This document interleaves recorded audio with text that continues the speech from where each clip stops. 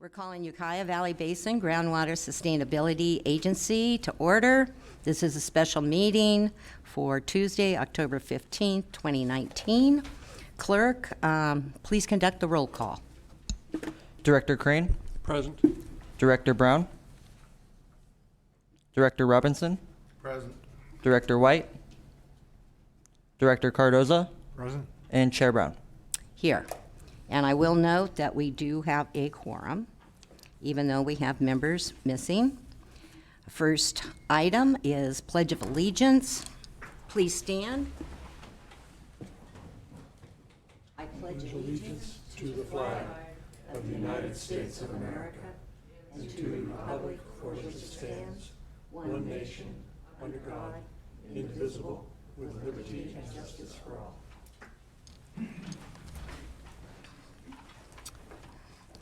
Okay, board members, on consent items, we have 3A, approval of minutes from the September 12th meeting. Move approval. I second. We have approval, a motion, and a second. Please conduct the roll call.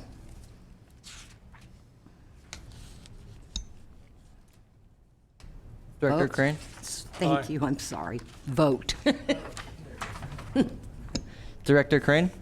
Aye. Director Brown? No. Director Robinson? Aye. Director White? Director Cardoza? Aye. And Chair Brown. Aye. All right, minutes approved. We're moving on to consent item B, appointment of Christopher Watt as alternate director representing the Russian River Flood Control and Water Conservation District. Move approval. We have a motion for approval, is that correct? Yes. Okay, do I have a second?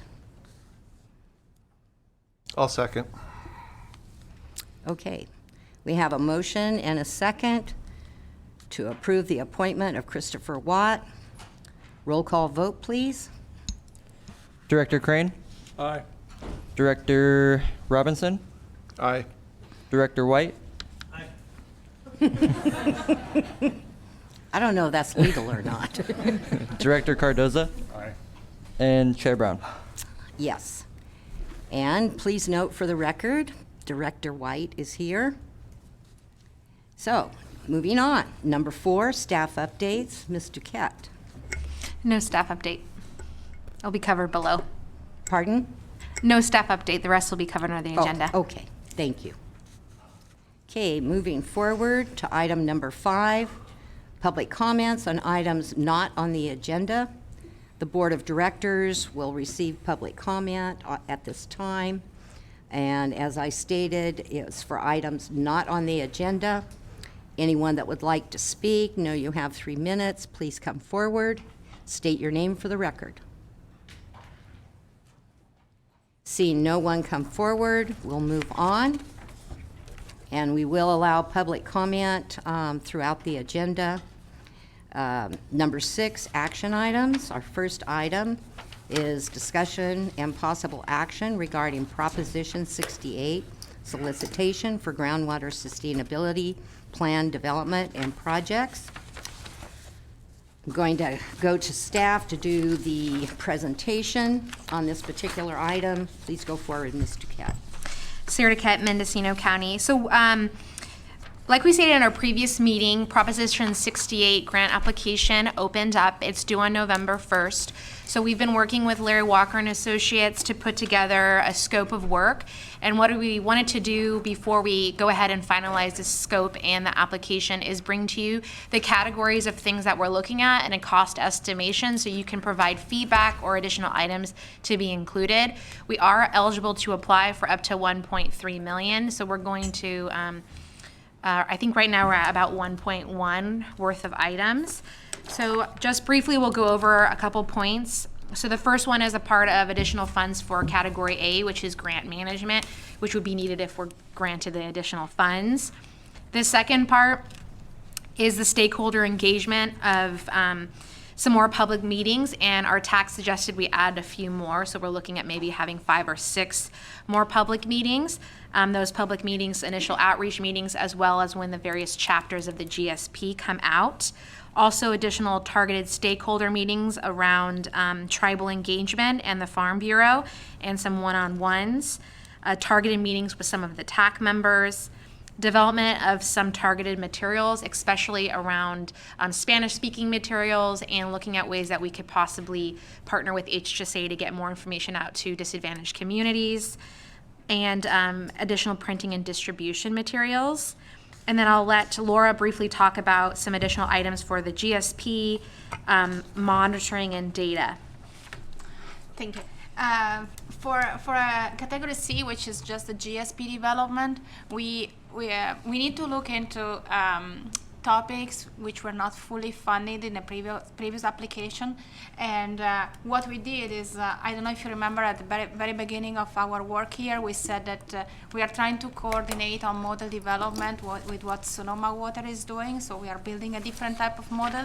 So we are asking for funding to keep going on that effort, which was absolutely not included into the previous application. And the new effort, you will see some preliminary results today. It really looks at the entire watershed, not just at the valley floor, with the idea that a lot of the water contributing to your system is coming from the enlarged watershed. We are also looking into asking for more funding for the GSP writing and commenting. The idea is that we don't want to roll out the entire GSP to you and the public all at once. Toward the end, let's say June 2021, but we would like to give to you, the TAC, and the public more time to comment, and so we will roll out chapters as they are done. So we will start probably already in the first part of next year with the first chapter. We will allow for comments.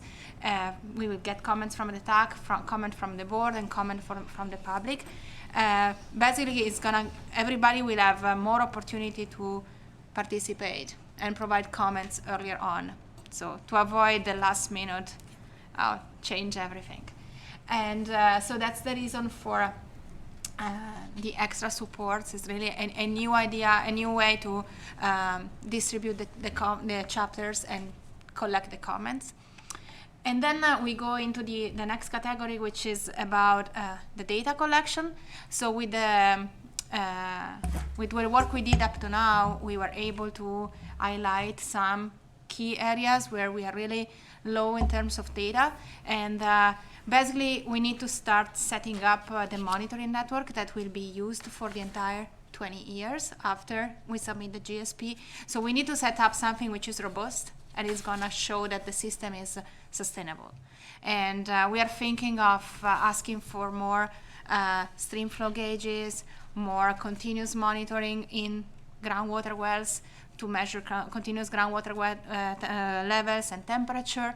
We are also thinking about some isotopes study to understand the origin of the water, so we can better characterize where the water is coming from and where the surface water groundwater interaction is happening. And then some more, you will see the presentation in a little while about the hydrogeological conceptual model, some more work that we can do to better characterize the geology of the system. And it looks like also the TAC this morning gave us more ideas of possible topics that can be critical.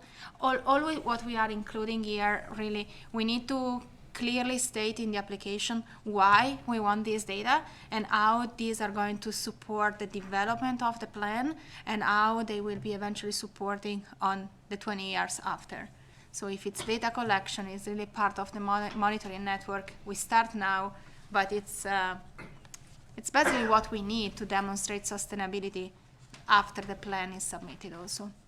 So we cannot ask for any duplicative action. So what we ask for here is new data collection, new ideas that were not included in the previous application.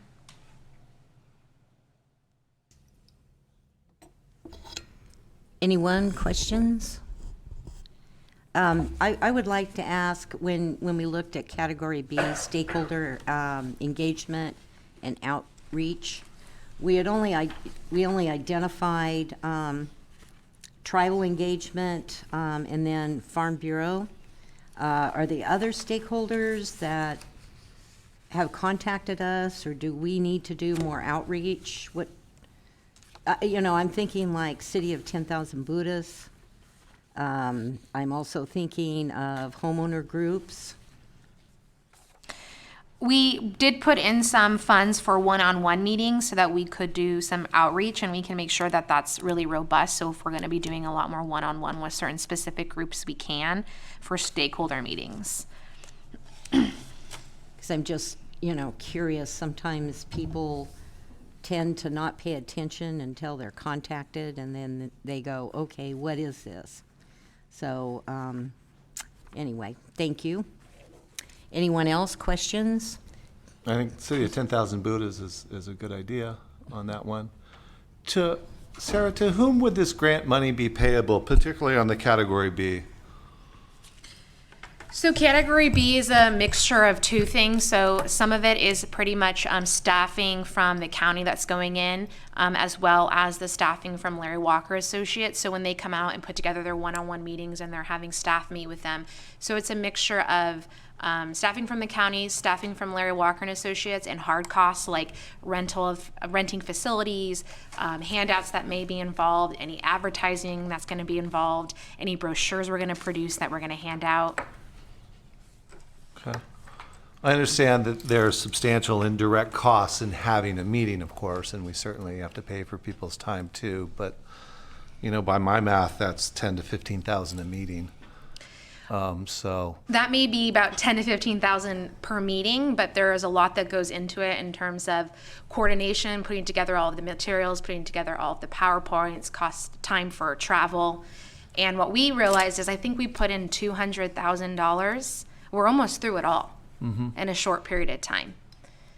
Just with the amount of work that goes on with putting the meetings, and actually some of the easiest ones are the workshops.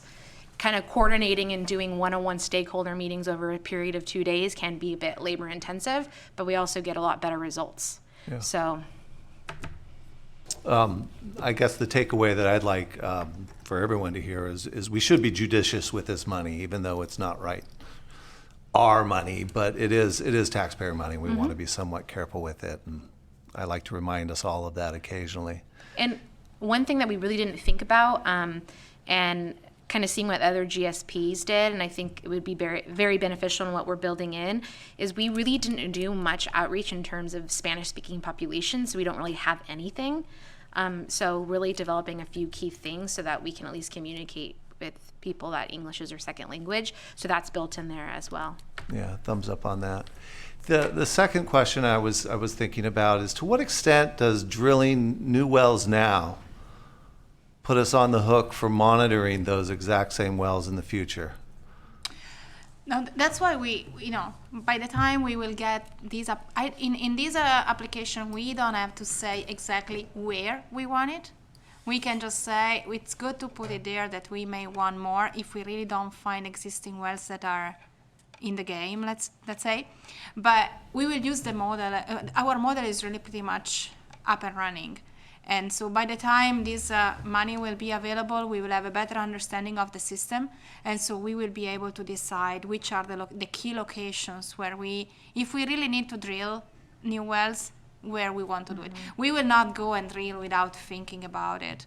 And we want to use all the information that we are working on since almost a year now. And so the application doesn't require to say we will be drilling in that specific spot.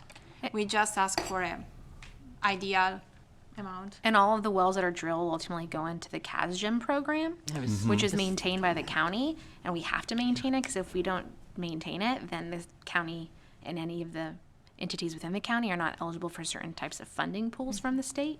So we do maintain the CASGEM countywide. So those wells will be in there. I mean, we may not always have continuous monitoring equipment on them forever, but they would be part of the network where the groundwater levels are checked twice a year. The county was informed back in, I think, 2012. Can't remember the year, time flies. But for IRWIP funding and other water project funding, et cetera, that we did not have an operational CASGEM program, so therefore we were no longer qualified within the whole county. It didn't matter what agency, what private application, private landowner, for instance, didn't matter. There would be no money coming to Mendocino County. So we immediately got going on CASGEM, and we do, I think, need some more wells to monitor anyway, but it would fit right into the program. So, and as long as we have an operational and running CASGEM program, we can receive funds here. But there's no requirement that each and every well that's drilled automatically roll over into that program. We could, for example, say, you know what, we didn't learn a lot from this well. No need to continue to spend money monitoring it. Yeah. We get to choose who we're going to monitor moving. Hopefully we After can, we've yeah. defined our sustainability or Exactly. non-sustainability Yeah. criteria, we get to figure out how many wells we need to monitor. Exactly. Okay. And also, and that's something that the TAC and the GSA board will decide together. That's the monitoring network that will be used throughout the 20 years for demonstrating sustainability. So that will be the monitoring network used to really define the sustainability criteria. So ideally, we will start talking about these sustainable criteria at the beginning of next year. By the time eventually the grant kick in, we have enough time to really start designing. But this doesn't mean that maybe we drill a wells and then it turns out that it's not as interesting, as useful as we thought, even with the model and the study. That can happen. But the monitoring network also, you can increase the amount of wells that you have in your monitoring network throughout the 5 years reporting time after the GSP submission. Right now we have to select what we think is the ideal condition based on what we have right now. So our ideal monitoring network to really demonstrate that the basin is sustainable. Thank you. But we may change. Director Crane. The amount of money that appears to be being made available for the request for funding, how is that shaping up as staff learns more about costs? How's that shaping up with scaling towards the end goal? Does it all still look like it's going to be largely accomplished or fully accomplished with the external funds? Or are we to the point of realizing there will be the necessity of internal funds, local funds?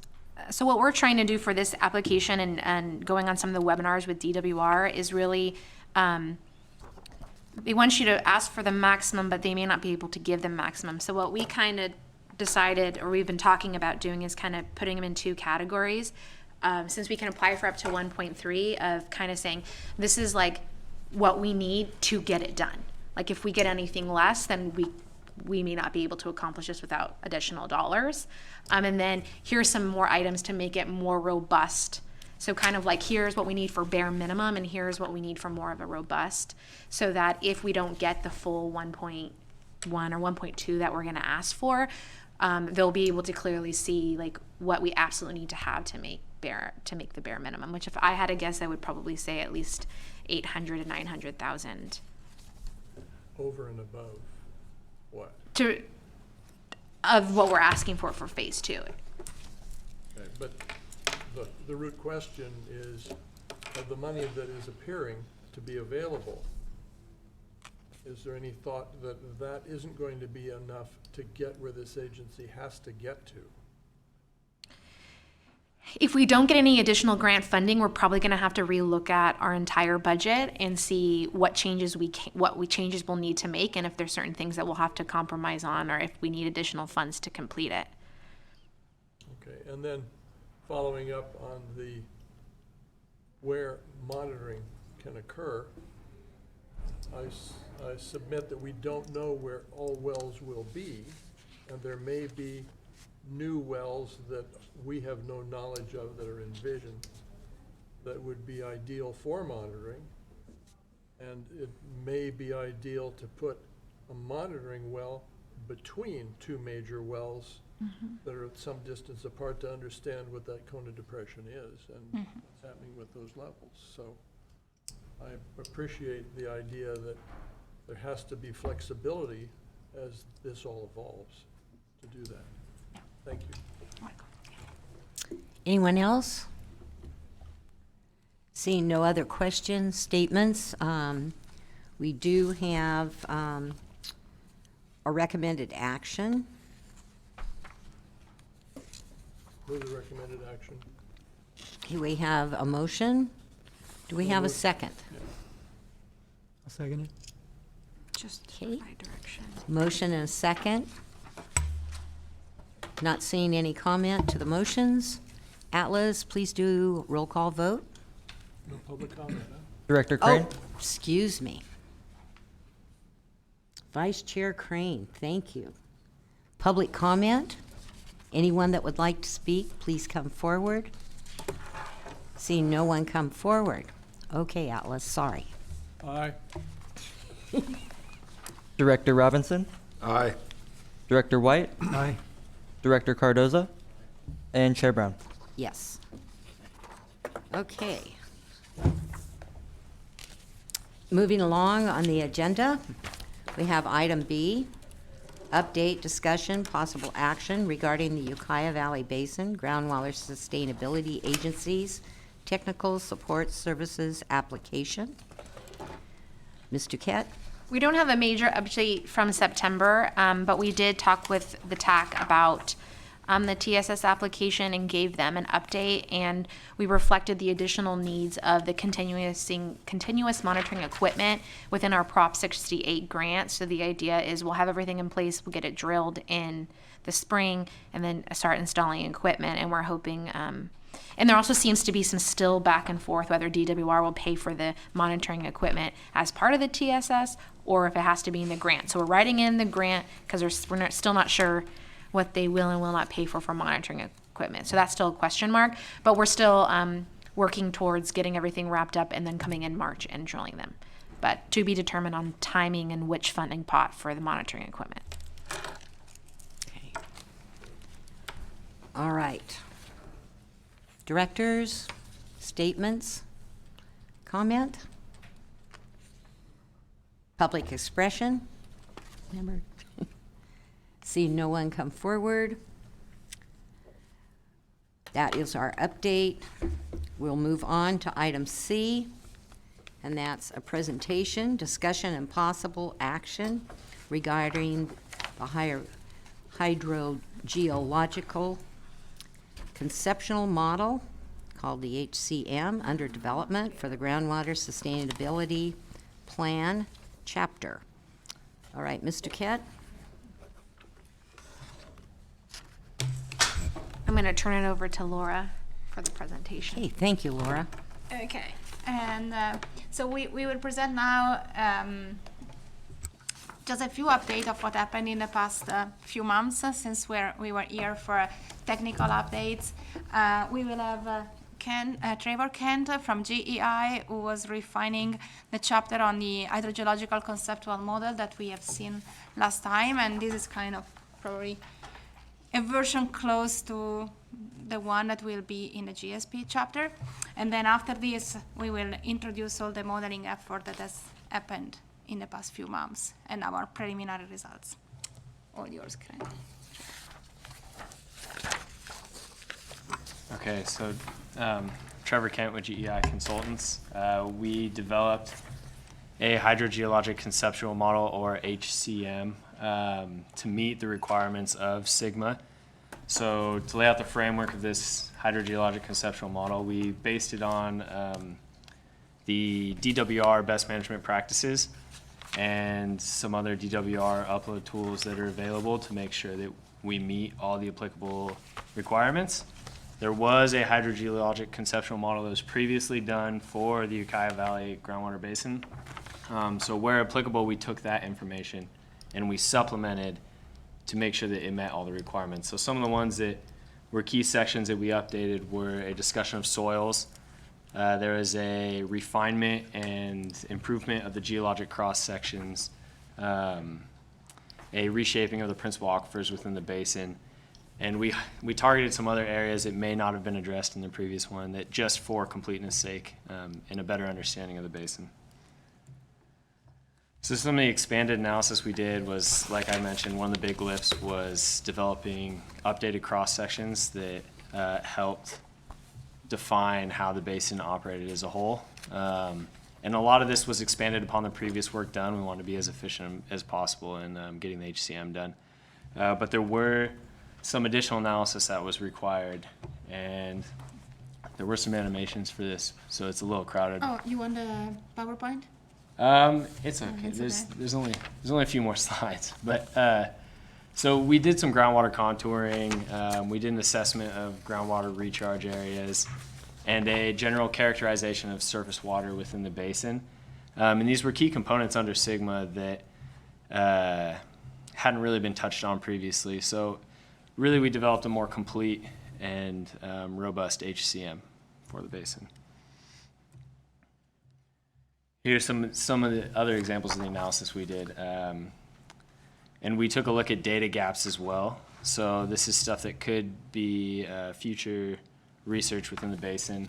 Some of that is water quality data, additional cross sections to help inform future modeling efforts. And like Laura mentioned earlier, some of the proposed well sites could also help in identifying groundwater, surface water interaction. So there are some key components that we highlighted that could be beneficial moving forward. The other deliverable we worked on was the DMS, or the data management system, and this is to house all the data that's going to be used for the annual reporting and showing sustainable management of the basin. So the data management system, one of the big things that we have a complete data management system. It is populated with all the data we use to develop the HCM. But one of the really key features of the data management system is QA/QC.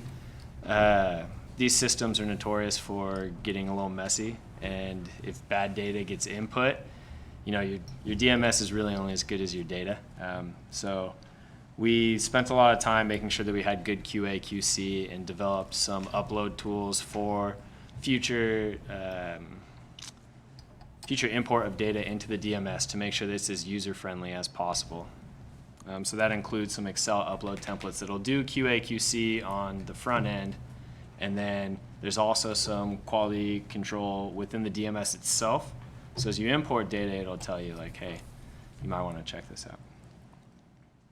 So yeah, there's a complete DMS structure with data imported already, and as the GSP continues to be developed, it is ready to be populated.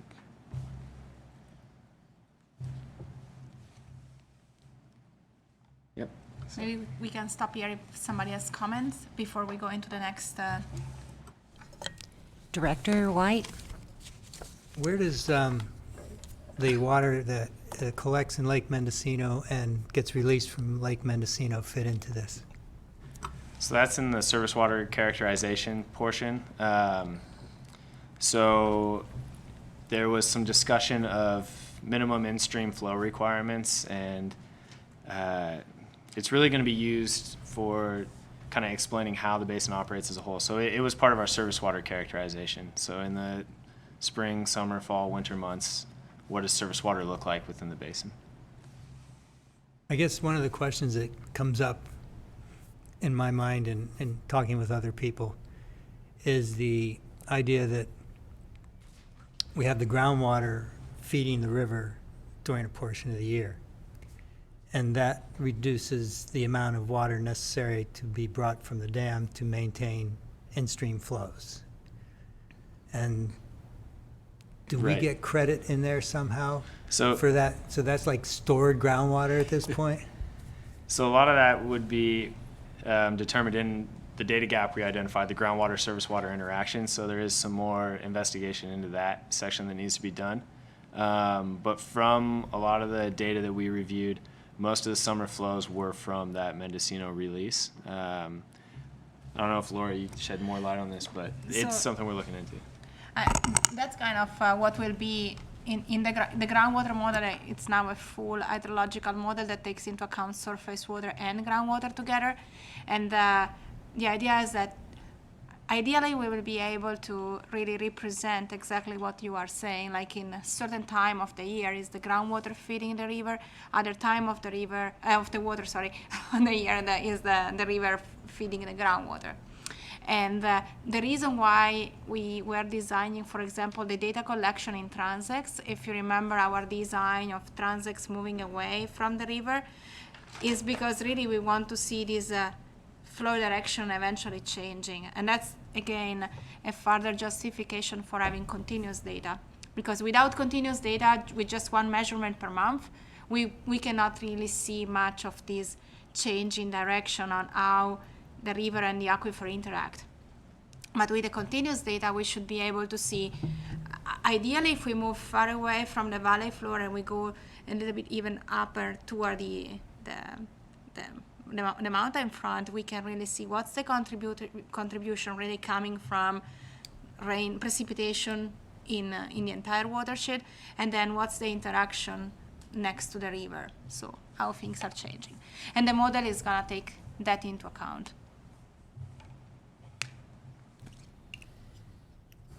Yeah, and one more thing, the interaction between the groundwater and the surface water is a little bit tricky, and so you can do some of that with groundwater contouring and looking at water levels, which is something that we looked at in the surface water section. But like Laura said, that additional data from the transects is huge in really nailing down how those two are interacting. And as Director Crane. Water chemistry, what role will that play? Water chemistry is another good indicator of how your surface water and groundwater are interacting. So there was some preliminary analysis of water quality and water chemistry results, but that was something that we identified as a data gap and something to be filled in the final version of the HCM to really show what your surface water type is and your groundwater type is, and if you can get a correlation between certain points. How many points, for instance, from Gibson Creek to the river, how many points along that more or less meander does it take to really understand the ebb and flow from and to the river? I think that would partially be determined by the data collected from the transects.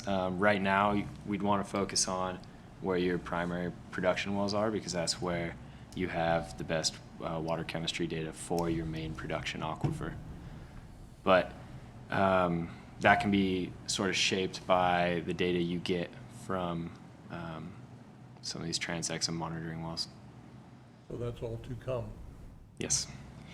Yeah, there is really not much available in terms of water chemistry that we can use right now, but even this morning and during the TAC meeting, that's one point that it looks like Sonoma Water, they have some water chemistry in the Russian River at different locations. They said that they will share this data with us. That's already something, but probably we need to think a little bit more about other quality measurements. It's true that if we can install, for example, this pressure transducer with continuous monitoring in the wells, we are not just monitoring groundwater levels, but also temperature. And temperature is a great indicator of if the water is surface water or groundwater, because surface water and groundwater, they have so different temperatures.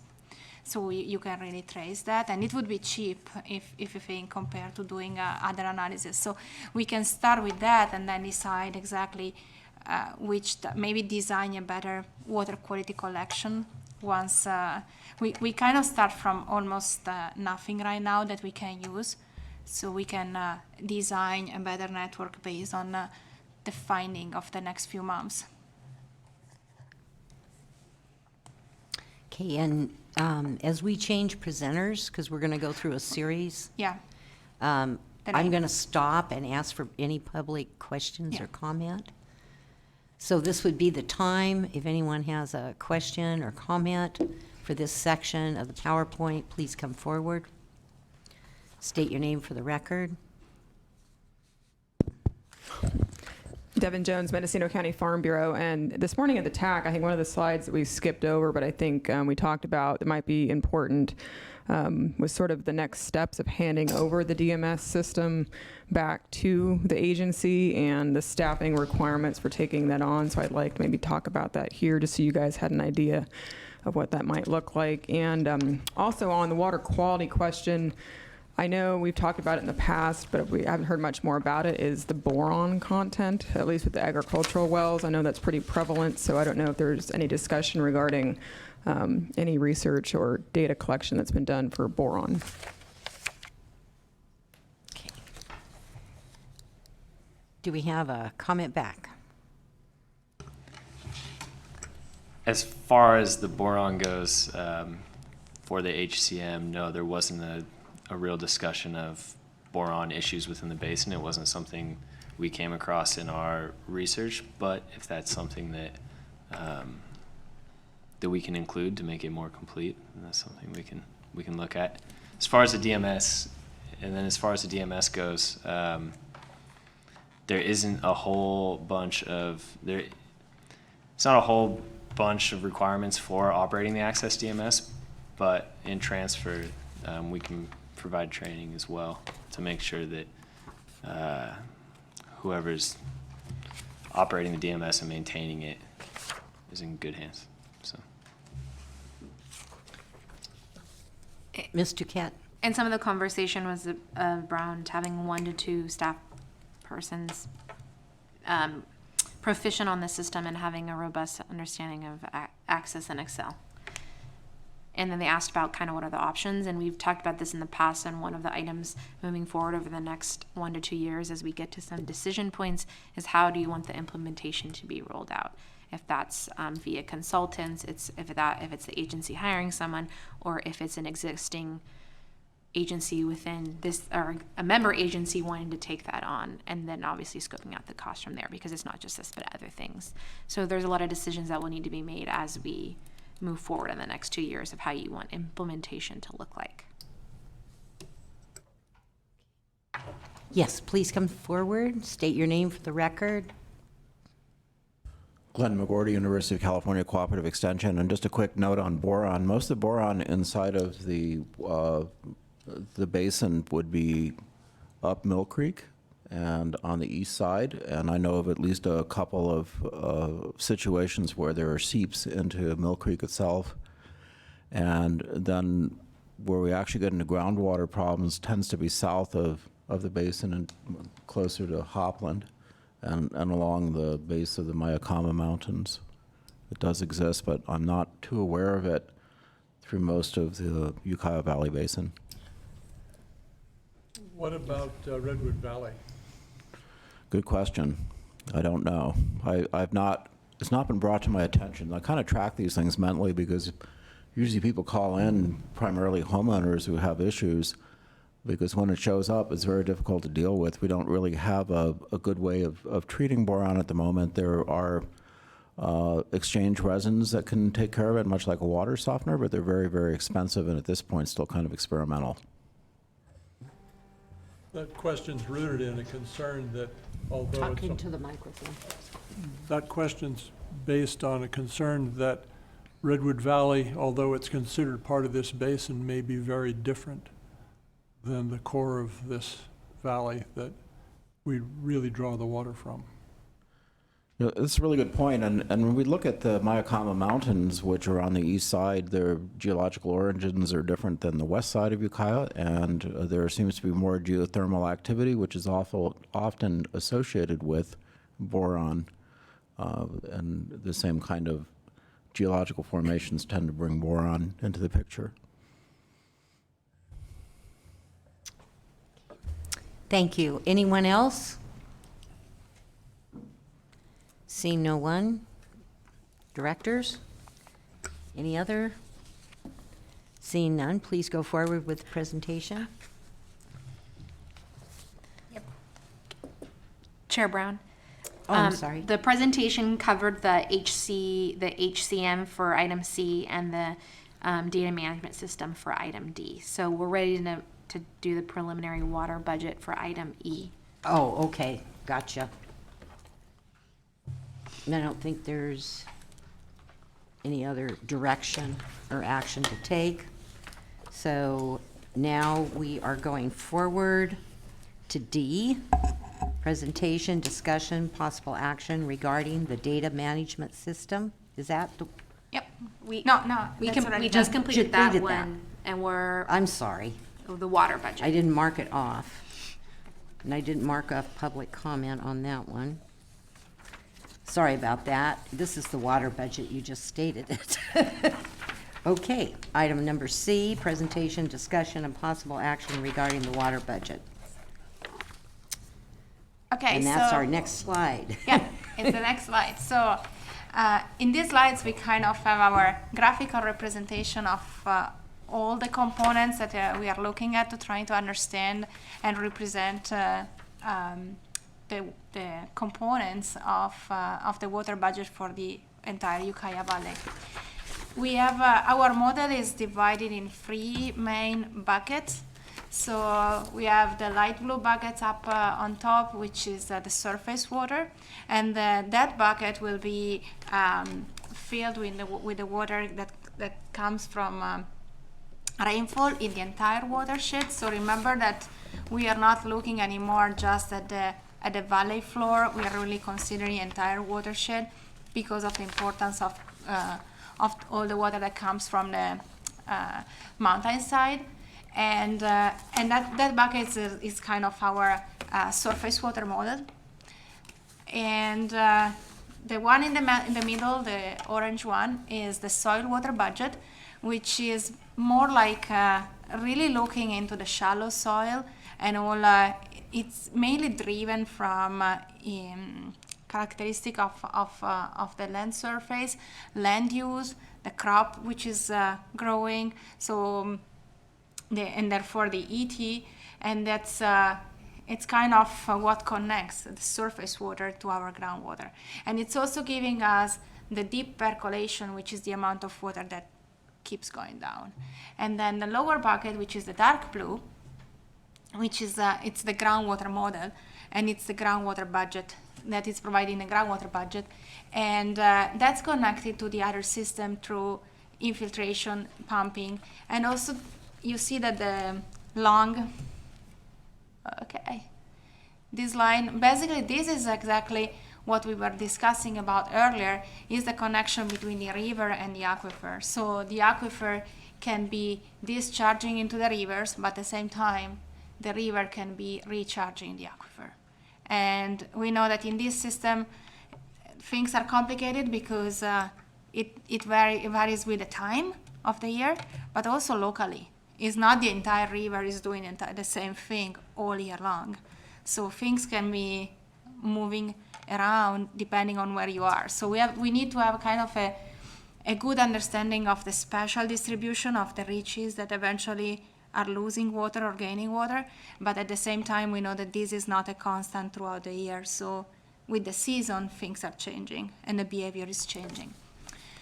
So, and this is summarized like this, but at the end it's a fully separate model right now that we are developing, and we are doing it in a separate way because we want to have kind of a confidence on what we are developing and see that we are representing properly the system.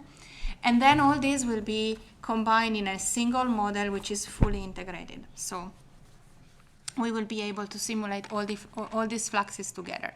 And that's part of the reason why we went to a new modeling approach, to have a bigger picture of what's happening in the entire valley.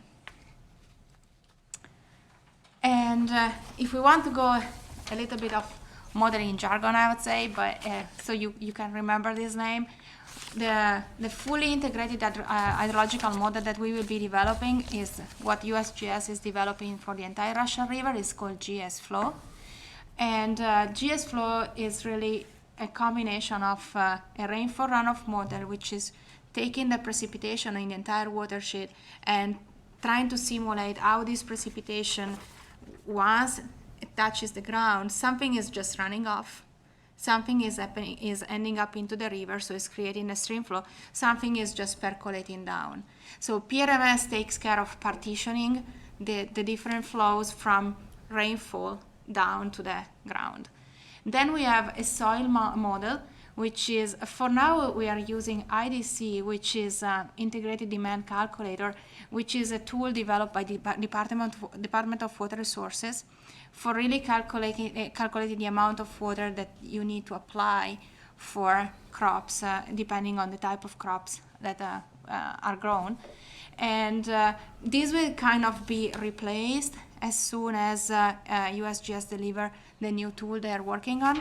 But we wanted to have a preliminary understanding, and also we like the idea because the soil model is very critical. We like the idea of having two different approaches, and we can compare the numbers and be sure that everybody agrees with the number. And then the groundwater model component is going to be represented using a mud flow model that you're probably kind of familiar with, as similar to what was used before. The biggest difference into the mud flow model that we are representing is that we are really using the entire watershed, and we are representing the river and the stream flow in a different way. So we are able to include all the tributaries that come from outside the valley floor. So this is kind of the sketch, and then we'll tell you where we are with the implementation. So we have the PRMS, which is the rainfall runoff model, and mud flow, that they will be running at the scale of the large red boundaries there. And you see in black is the area of the valley floor, which was represented before. We have representation of all the tributaries, and we went through some kind of validation of which main tributaries needed to be represented during discussion with the TAC. Our discretization is right now 100 meter by 100 meters because we want to be able to match what the larger Russian River model is doing, which is a 300 by 300 meter grid. So our grid will be fully integrated in what they're doing. So their cell will be 9 of our little cells. We are running the model from 1991 till the end of 2018 because we think, data are available, so we like the idea of going a little bit after the dry period of 2013, 2014. And right now, the rainfall runoff model is using daily time steps because we have we can use daily precipitation. For the groundwater model, right now we are still using a monthly period because groundwater, in principle, moves slowly. So as before putting them together, we think we can still keep them as they at different time steps. Here are some analysis of the data about the precipitation station available. And Amir, do you want to come up because you did all the... Amir Mani is working with us, and he did all the development of the model, so I think it's good that he presents it. Yeah, Amir Mani, LWA.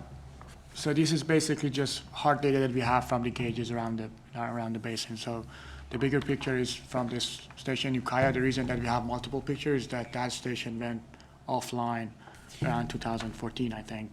So the other two just shows after 2014 that one goes offline. But basically what we want to show is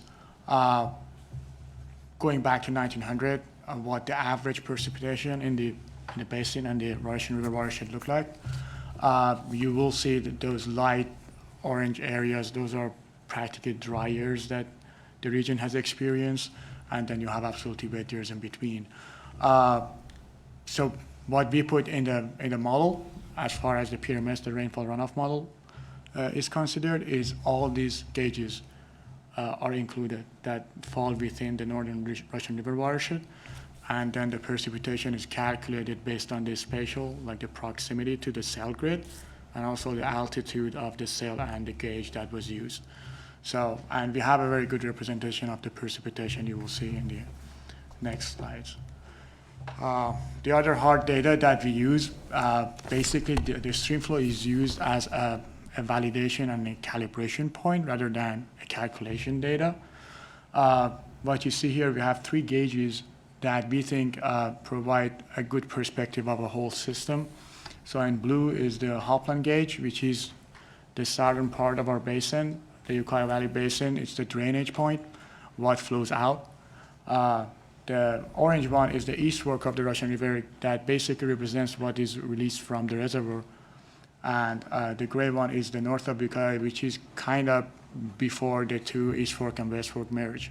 So it shows what flows in the west fork naturally. We will look at other stream flow gauges during our calibration and for our model, but these are basically the ones that we think provide a good picture of the whole watershed. The only reason that we include these, and you will see just USGS stream flow gauges, is because we had long discussions in the TAC that some of the NIMS gauges are not as accurate as they should be. So for now, we have avoided those. There are some CLSI gauges that exist, but we don't have access yet to that data. So for now, for stream flow gauges, we are using just USGS gauges. So moving on from PRMS to IDC, just to give you an idea what these abbreviations mean. So the IDC, as Laura mentioned, is basically helping us have some estimation of how much water is being used, agriculture, urban, practically what is the divergence of water from groundwater or surface water. PRMS then uses these data as demand or diversion points or supply points, and then runs the whole rainfall runoff model, and then in the end connects with the groundwater model and integrated and provides the water budget in the end. So the IDC, we ran it for the whole area of the northern Russian River watershed. The main 3 crops acreage-wise in the basin are grapes, pears, and pasture. But we did have, I think if I'm not mistaken, about 15 crops that we have in the model, but the acreage is very small for the rest of them. What IDC uses is basically precipitation, the evapotranspiration that we got from the CIMIS station. We use 2 precipitation gauges, one for the close to the Ukiah and one for the upper watershed, which is Potter Valley gauge. And the other thing that it uses is crop coefficients that we try to validate with the previous reports and also Glenn McGrory that we had discussions about that. We had a good long discussion about the frost protection in the TAC meeting. I've been in contact with multiple members of the agency about that, and we have to improve that process. So what you see in black in these charts are basically the amount of water that is used for frost protection between March and May. We are really trying to be able to come up with a method that we can determine frost dates and put them in the model, because we would need that method for the future projections.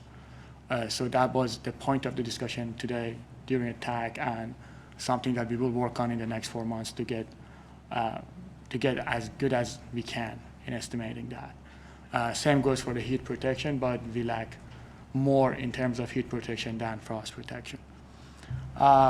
So just to cut it short, the green that you see here is practically the applied water, what is irrigated, the demand. The blue would be the precipitation. The red is percolation, the water that is practically lost from the root zone water budget and goes, when we integrate these models, goes to the groundwater model. And the yellow is the evapotranspiration, which is the needs of the crop for their growth. For the grapes, we came up to around 0.69 acre feet per year, which is a bit higher than what the previous studies have come up, like 0.61, but it seems to be in the ballpark. On average, we consider different soil types, different grapes, frost protected or not, and different location based on precipitation. For grapes, I wanted to show the annual change. As you can see, the frost protection changes significantly from year to year based on the climate, the black part. But for the applied water, which is the green, you would see a consistent number throughout. It changes slightly from year to year, but practically it kind of rolls around the average of 0.69. For pears, the same application of frost protection was used. Pears use more water. We came up with around 2 acre-feet per year for pears. The acreage is much smaller than grapes, so the water budget of the pears is comparable to grapes. And for pasture, they use more than the other two. It's like 2.5 acre-feet. The only uncertainty and data gap practically for us for pasture is the acreage that we know from the land use map seems to not represent the reality of the basin, so there is much smaller portion of pasture that is irrigated. So we will try in the next 4 months to correct the actual acreage of pasture that's been irrigated in the basin. And what is next in terms of our model? The IDC is set up, is complete.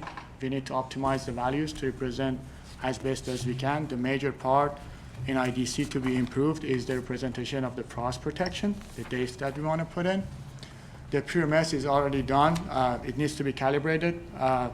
It already follows the natural hydrology pretty well, but we're going to calibrate to our highest point is to get the low flows right, because that's where we want to see good values, and in the future that would help us.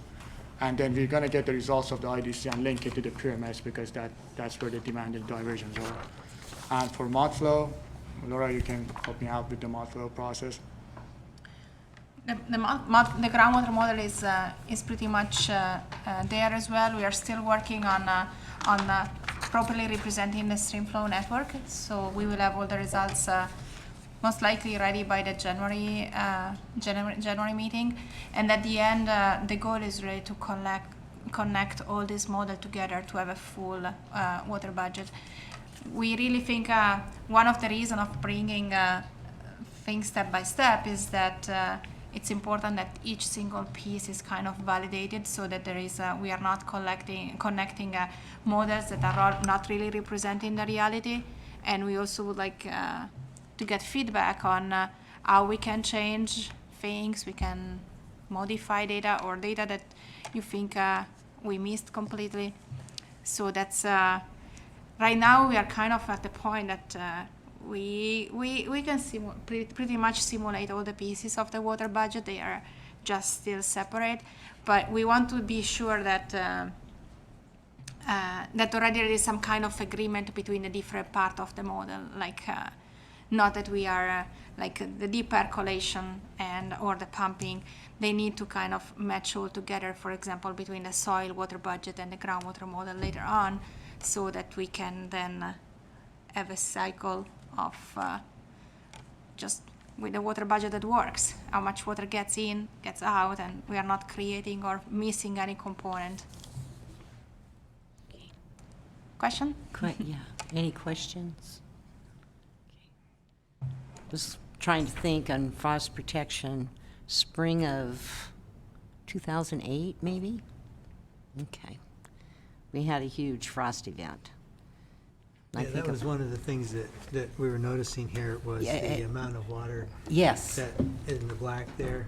In 2008 doesn't seem to be as fat as you might think, but and I can't be sure, but I think it's really the more times you have frost, rather than how severe the frost is going to cause more water. I know 2008 we had one major event. Yes. So actually we had 2 nights in a row, but one was extreme, and it created quite a few problems that Right. followed through from that. But I don't know that we had like frost night after night after night. So Yeah. I'm not sure how these black lines are created, but Yeah, and I think if I Yeah. quote you, you said we need to improve that process? Yes. So, Just How to do we elaborate improve on it? it, yeah, just to elaborate on that. So I think we discussed this during the TAC meeting for like half an hour. I actually had the table that I came up with the frost dates and everything. So it's a preliminary result based on my discussion with Mr. Robinson and Mr. McGordy. So we developed a method, but the thing is we need to use hourly temperature data, historical. And the data that I used from 1991 to 2018, 27% of the data was missing. So that's a huge gap in our analysis, and that's the reason that we probably are missing some of the frost protection dates.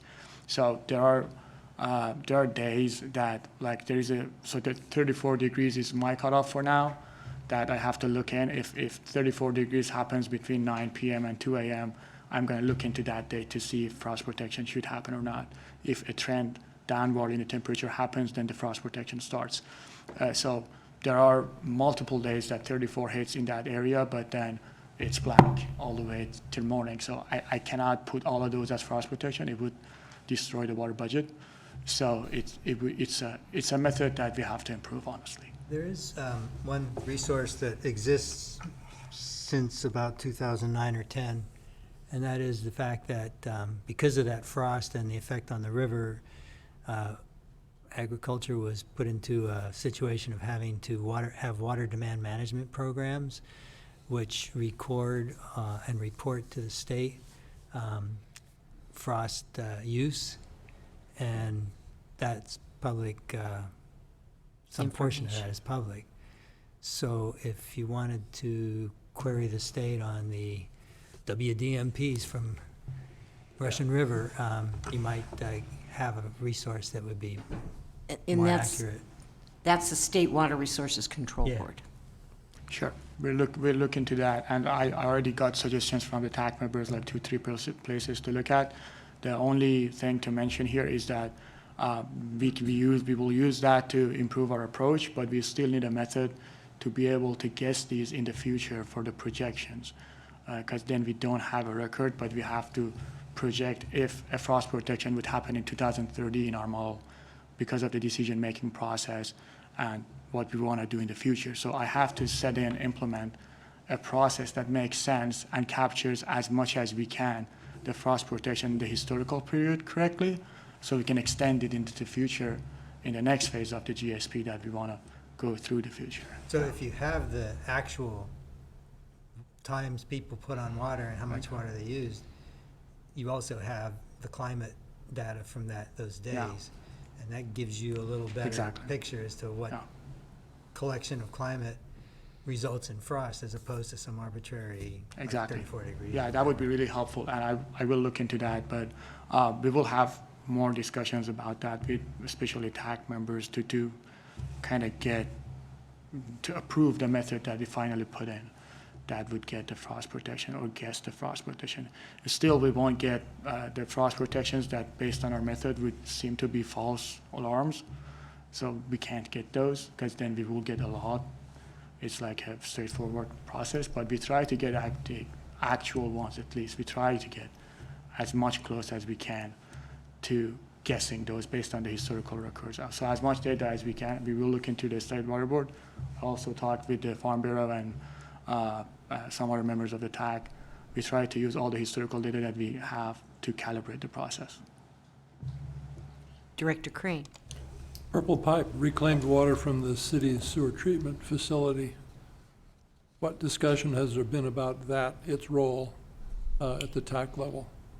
We haven't yet really discussed the details of that, but in a one-on-one interview that I had with Mr. White, we went through that. We have the data, we're gonna get the data gaps, but as far as my understanding goes, it doesn't start till, I think, 2018, the delivery of the recycling. Brand new. Yes, so it does not play a major part in our historical period, which goes to the end of 2018, but it does play a large role in our future projections, and we're gonna get it as a source of water that we're gonna put in the PRMS and then into the whole integrated model. Now, there's a million-plus gallons a day Yes, that can be contributed to storage. So a magic element of that is how much storage is available, yes, because if storage is not adequate, then there's no place to put it, yeah. and it goes away. Yeah, the good thing about the recycled water, though, is that they have a specific records of data of delivery. So that always helps us that we have hard data that we can just put in. And we're going to use that. And it's a big part of the model going forward. But in terms of historical period, until the end of 2018, I think we just have 1 year that we have to put in for recycled water. Essentially, It would be, nothing yes, for 18. yeah. And the system's not complete yet. It's operational, but not complete. Yeah, but something that we should get in the model. Thank you. Yes, sir. Last month, we found out that two of the sites on the east side of the river for test wells didn't pan out. Have we made any progress of finding any other sites in the central area on the east side? We have had the Russian River Flood Control reach out with some possible locations, and we'll continue to work on that, and we're probably going to go back to trying to complete that once we get the grant in, which is due in a couple weeks. So we'll probably have another update depending on when we have our next meeting, but by January. Thank you. Okay, this is item 6E. We'll go to public comment. Anyone that would like to comment on this item, please come forward. Mr. McGordy, restate your name for the record, sir. Glenn McGordy. So kind of something I thought about this morning, it kind of went in my brain and then out again, as often happens, was urban landscape, which while we probably have captured more irrigated pasture than really exists, we didn't talk about urban landscape. And there's a fair amount between the golf course, athletic fields, people's home landscaping. And I don't know if you capture that somewhere else in the study in terms of urban use and you just sort of lump it in, or whether you think about it in another way, because it is significant use of water. And what kind of sparked my brain to remember it was when Board Member Crane talked about purple pipe and the water used through purple pipe. And I just kind of wanted to remind you, if you haven't included that in your study, that there's probably more irrigated turf than there is irrigated pasture in the valley. Yeah, because I think if it's the municipal water pumping, that's already included in the model, so we already have all those data included, but then the way it's used, we can think about applying it to maybe change the land use and have more. Right now, the urban area is more like impermeable, just because that's how it's the assumption. But we collected from all the water district and from city of Ukiah, so we have the amount of municipal water pumping. We probably need to rethink about how to redistribute this water, because some of it can actually really recharge. If it's so much in terms of landscaping and golf course, I don't know the golf courses, how do they look like in the land use map? Yeah. Probably it's pasture, I don't know. Might be. It comes out as grass. So Yeah. one thing to add is basically we have a data gap in the county for land use. So we just have one land use map for 2010. And that becomes a source of problem when we go through these. I agree with the urban management, but as Laura said, because we're putting the municipal pumpage, if we put the urban use again, it's double counting that water. So it's in terms of if the recharge really matters to us, we have to put that water in locations that considers that water going down. That's the only thing that we have to add. But in terms of grass, the same goes with pasture. That's a talking point that we're gonna have to actually locate the irrigated grass and non-irrigated grass, because that's important to see which actual acreage of the irrigated grass. Yeah, that's a missing part for now. Director Crane. Something you may have talked about is there's a substantial amount of recharge that currently happens at the sewer treatment plant through the percolation ponds. Yeah. And that will change as some of that water is diverted into storage for purple pipe. So they may wash each other a bit.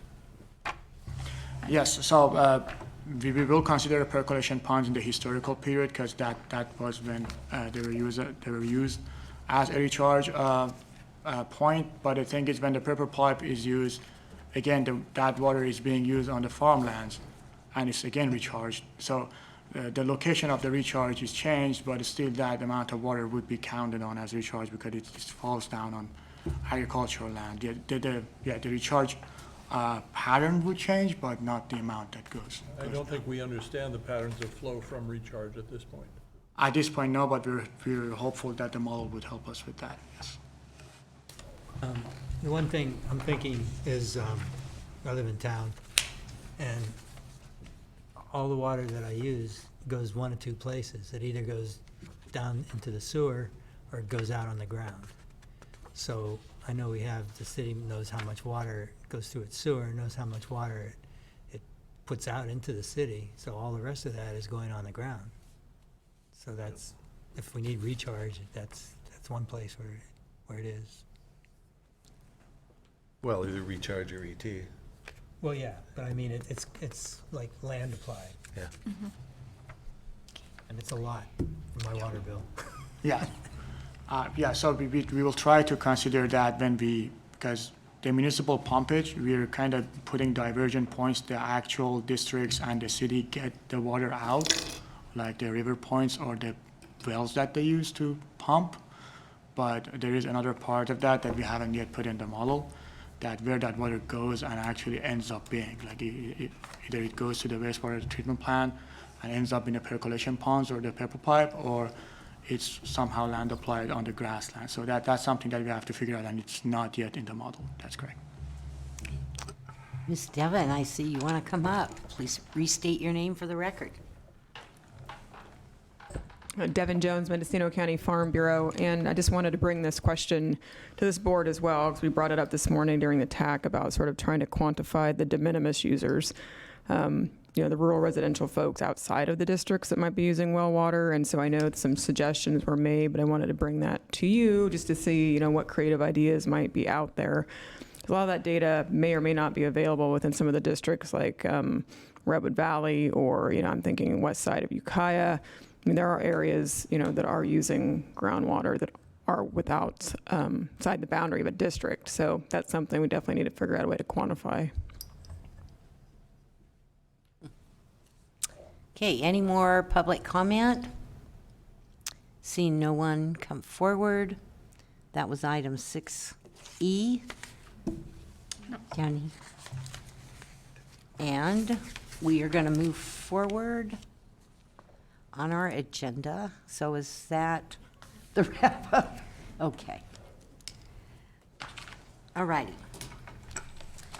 Get the right paperwork out here so I don't reread the last item.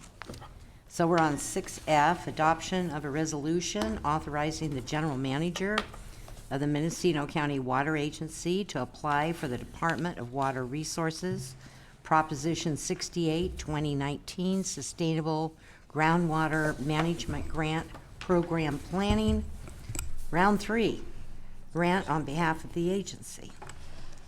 Sarah Mr. Duquette, Kett. quite the mouthful for Yes. the item. So part of the grant requirement is that we include 2 resolutions. One resolution from this agency authorizing the grant application be submitted by the Mendocino County Water Agency, and then also a second resolution by the Mendocino County Water Agency. So essentially they want it from the GSA and the member entity that's going to be managing the grant. They want a resolution by both saying this person is authorized to submit the application and sign an agreement. So what you have before you is a resolution that authorizes the general manager of the Mendocino County Water Agency to submit the grant application on your behalf, and then sign that agreement and manage that agreement if the grant is awarded. So it's very similar to what we did Previously. 2 years ago. Yeah. Move the recommended action. Second. Okay, we have a motion and a second discussion. Public comment. Anyone who would like to comment, please come forward. Seeing no one, it's back to the board. I have a motion on the floor. Atlas, would you like to do a roll call vote? Director Crane, Aye. Director Robinson, Aye. Director White, Aye. Director Cardoza, Aye. and Chair Brown. Yes. Okay. Then, I want to thank all of you. You're going to stay, that's wonderful. We're going to go on to directors' reports. Directors, do you have any reports? Seeing none, I have one announcement before we adjourn, and that is the GSA will be meeting tonight, 5:30 to 7 o'clock, and that would be in Conference Room A. Ms. Duquette, we're in Conference Room A up front. And that's the tribal stakeholder meeting. I don't know if any of you can be present, but the chair will be there. Thank you, Chair. Okay. You are welcome, sir. Okay, any other business? Seeing none. When's our next meeting, Sarah? Was it on here? It would be November. It will either be November or December, depending on agendized items. So we'll probably know by the end of the month if we have any items for November. So there And a may, notice will there go may out. be a cancellation of the November meeting. Yeah. There'll probably be one more meeting this year, either in November or December. Okay. All righty, so you heard the news. Just be looking for your email of notification so we know. And we'll adjourn this meeting at 2:58. Is that it? 253. That is true. I went the opposite way. Well, you can tell it's been a lively day for me. We're adjourned.